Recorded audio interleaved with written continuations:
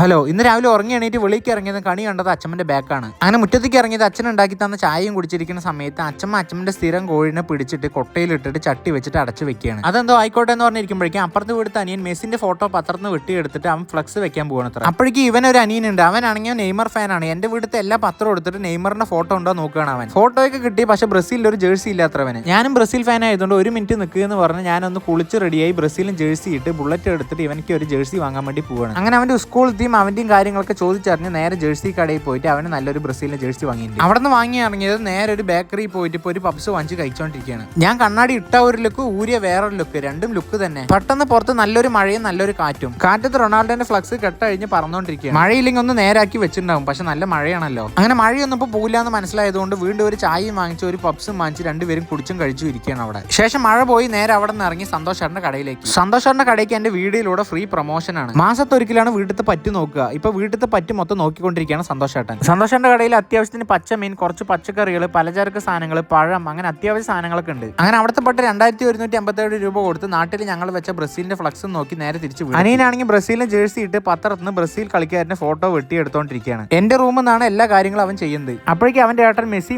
എന്ന് പറഞ്ഞ് മെസ്സിന്റെ ജേഴ്സി കാണിക്കാൻ വേണ്ടി വന്നു. അവനാണെങ്കിൽ അതൊന്നും മൈൻഡ് ചെയ്യാണ്ട് എന്തൊക്കെയോ ചെയ്യേണ്ടത്. എന്റെ റൂം എന്തായാലും കൊളമായി. അങ്ങനെ അവൻ എന്തൊക്കെയോ കട്ട് ചെയ്ത് എടുത്തിട്ട് ഇങ്ങനെ ഒരു സംഭവം ഉണ്ടാക്കിയെടുത്തു. ഇനി ഇത് വെക്കാൻ പോകുന്ന എന്റെ വീട് പണിക്ക് ഇറക്കിയ മണലിലാണ്. ഇവന്റെ ഏട്ടൻ വന്നിട്ട് മെസ്സിന്റെ ഫോട്ടോ ആദ്യം മണലിൽ കുത്തിവെച്ചു. മെസ്സിന്റെ ഫോട്ടോയിലും കാട്ടി ഇരട്ടിയാണെന്ന് പറഞ്ഞിട്ട് അവന് മണലിൽ കുത്തിവെക്കും. അപ്പോഴേക്കും ഇവന്റെ ഏട്ടൻ വീണ്ടും മെസ്സിന്റെ എന്തൊക്കെയോ വെക്കുന്നുണ്ട്. അതിൽ ഒരേ ഒരു രാജാവ് കഴിഞ്ഞിട്ടില്ല രാമ എന്നൊക്കെയാണ് ഡയലോഗ്. ഇവരുടെ രണ്ടുപേരിനെയും വെച്ചപ്പോൾ ഒരാളുടെ കുറവുണ്ട്. അതിപ്പോ ഞാൻ നികത്താൻ പോവാണ്. ഞാൻ ബ്രസീൽ ഫാൻ ആണെങ്കിലും റൊണാൾഡോനെയും ഭയങ്കര ഇഷ്ടമാണ്. അതുകൊണ്ട് ഇപ്പൊ ഞാൻ റൊണാൾഡോന്റെ അവിടെ വെക്കുകയാണ്. ഇപ്പൊ എല്ലാവരും ആയി ഇതിൽ ആരിന്റെ കൂടുതൽ അടിപൊളി എന്ന് കമന്റ് ചെയ്യണേ. ഞാനിതൊന്ന് നേരെ വെക്കുമ്പോഴേക്കും അവിടെ ഏട്ടനും അനിയും തമ്മിൽ മെസ്സി നെയ്മർ എന്ന് പറഞ്ഞിട്ട് അടി തുടങ്ങി. ഇവരുടെ അടി നോക്കിയിരുന്ന ശരിയാവില്ല എന്ന് പറഞ്ഞ് നേരെ റൂമിക്ക് വന്ന് റൂം മൊത്തം ഒപ്പം ഒന്ന് ക്ലീൻ ആക്കി. പിന്നെ ഇപ്പൊ എന്റെ കൂട്ടുകാരന്മാരുടെ ഒപ്പം ചായ കുടിക്കാൻ പോകാൻ സമയമായതുകൊണ്ട് അച്ഛൻ തോളിൽ കൈയിട്ട് ചായ കുടിക്കാൻ പോയിട്ട് വരാന്ന് പറഞ്ഞ് വീട്ടിൽ നിന്ന് ഇറങ്ങാണ്. വേറൊരു കാര്യം, രാവിലെ അടച്ചിട്ട കോഴിനെ രാവിലെ തന്നെ തുറന്നു വിട്ടിട്ടുണ്ട് കേട്ടോ. കൂടെ ഒരു മുട്ടയും കൂടെ കിട്ടിയിട്ടുണ്ട്.